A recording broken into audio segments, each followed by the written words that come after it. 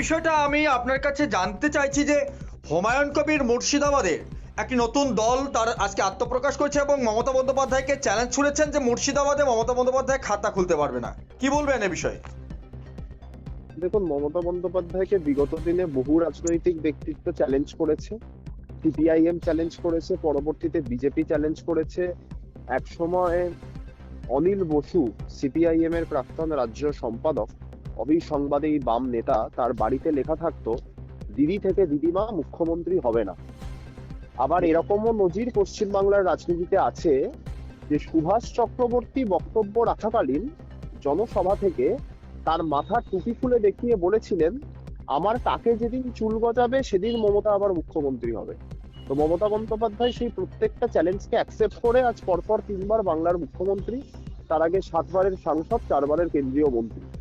আমি বিশ্বাস করি, দেখুন, রানু মণ্ডল যখন ভাইরাল হয়েছিল তার গানের মাধ্যমে সোশ্যাল মিডিয়াতে, সেই সময় অনেকে মনে করেছিল যে রানু মণ্ডল হয়তো জনপ্রিয়তার নিরিখে আগামী দিন লতা মঙ্গেশকরকেও ছাপিয়ে যাবে।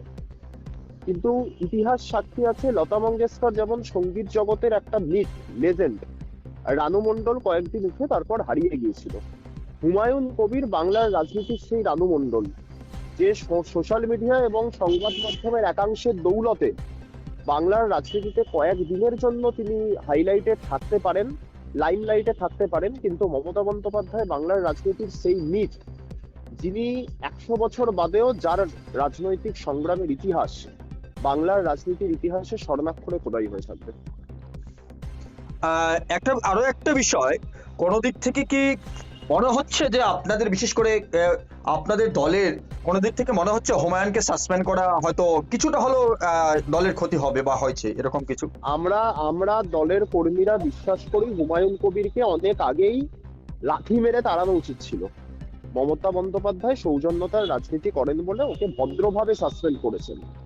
হুমায়ুন কবিরকে অনেকদিন আগেই ঘাড় ধাক্কা দেওয়া উচিত ছিল। মমতা বন্দ্যোপাধ্যায় নিজের দল হোক, বিরোধী দল হোক, প্রত্যেকের মধ্যে সৌজন্যতা এবং গণতান্ত্রিক পরিসরটাকে বহাল রাখার চেষ্টা করে চলেছেন, এটা তার রাজনৈতিক প্র্যাকটিস।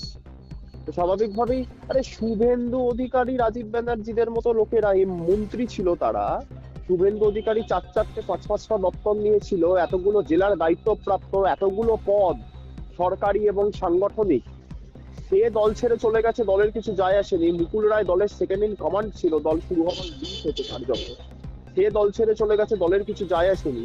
একটা হুমায়ুন কবিরের মতো বিচ্ছিন্ন এলিমেন্ট, যার কোনো লয়ালটি নেই, ডেডিকেশন নেই, নিষ্ঠা নেই, কংগ্রেস করেছে, বিজেপি করেছে, তৃণমূল করেছে, আগামী দিন সিপিআইএম করা বাকি আছে।